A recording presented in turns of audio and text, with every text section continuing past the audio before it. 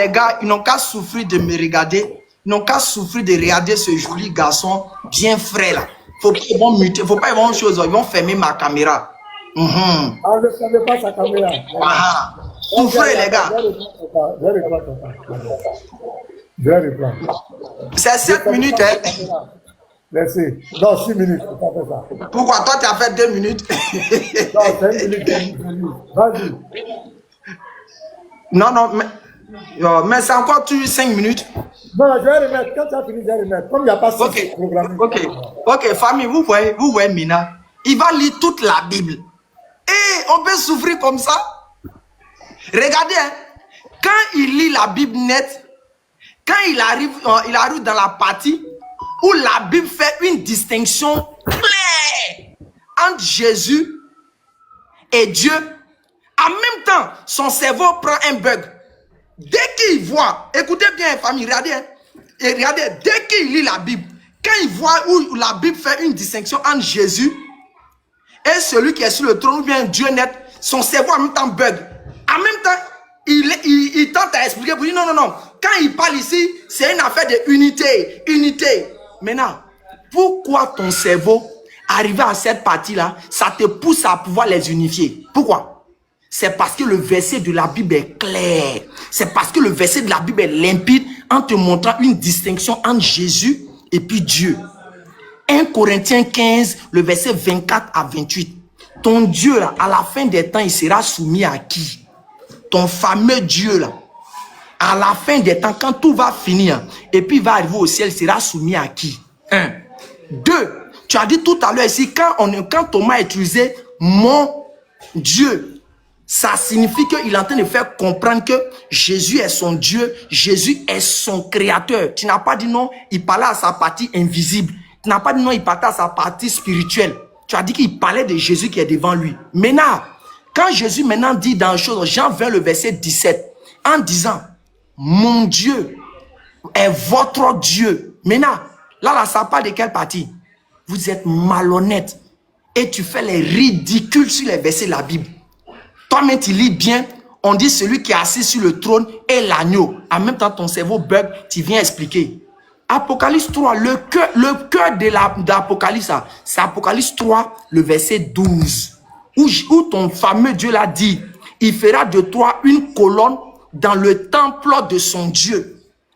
Il dit, il fera de toi une colonne dans le temple de son Dieu. Maintenant, il faut être un aveugle patenté. Il faut être vraiment un égaré manifeste pour voir une telle expression dans la Bible et puis chercher à trouver autre chose. Maintenant, pourquoi tu fais ça? La vie n'est rien, maintenant. Toi-même, tu vois tes yeux, c'est écrit noir sur blanc. Mon Dieu, maintenant, c'est écrit mon Dieu. Et quand j'ai envie de pleurer. Et mes chrétiens, vous êtes méchants. Vous êtes vraiment méchants, vous là.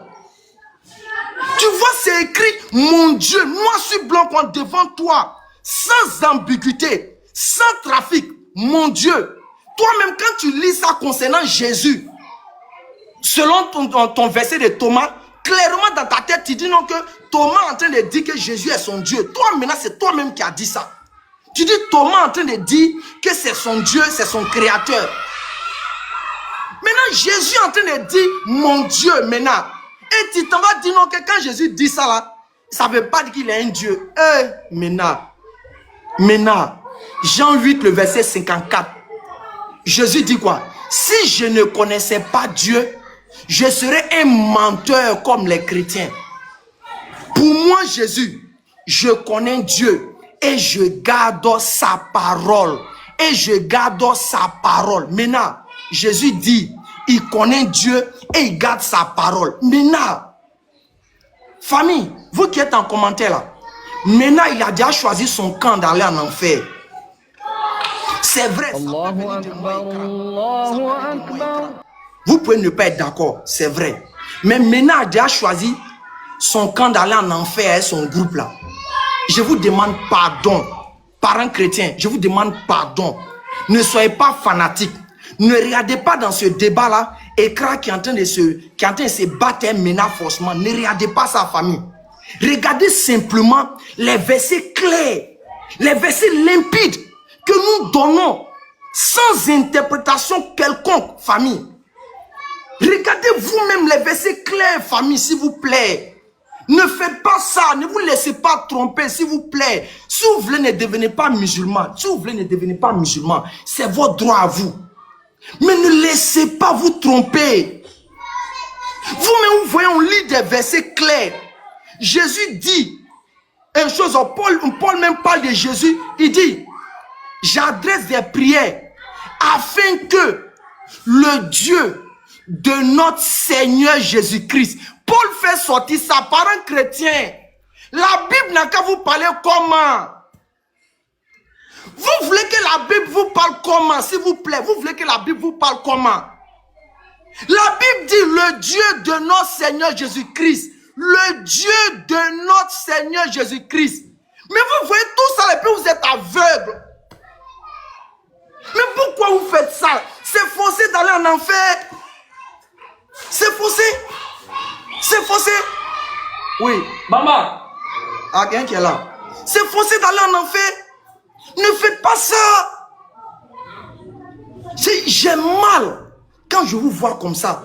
J'ai mal quand je vois le pasteur faire le ridicule sur les versets de la Bible. J'ai très mal. Moi, mon devoir n'est que la transmission du message. C'est tout le reste, je m'en fous.